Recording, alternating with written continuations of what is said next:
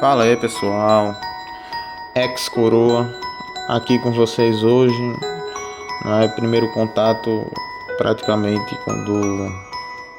do criador de conteúdo que sou eu com o pessoal do canal e pronto. A gente vai fazer hoje um unbox.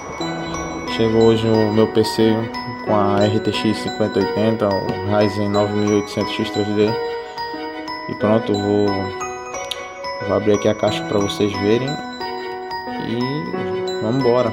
Vamos ver como é que está.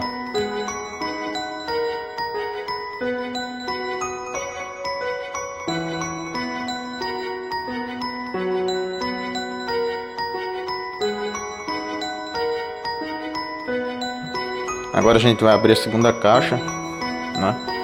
Tem uma caixa grande cheia de material e de cartão, de papelão, umas espumas. Veio uns brindes também. Veio dois brindes, uma bolsa térmica e uma garrafa de vidro. Gostei.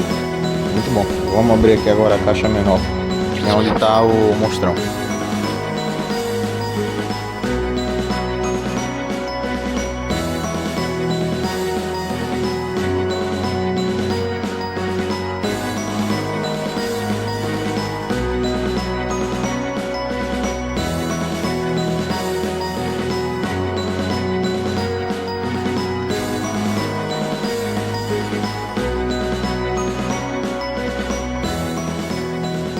Tive aqui um pouquinho de trabalho para abrir, não, que é pesado pra caramba.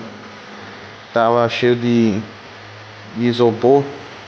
E pronto, agora tá aqui dentro desse saco preto. Muito bonito, muito bom.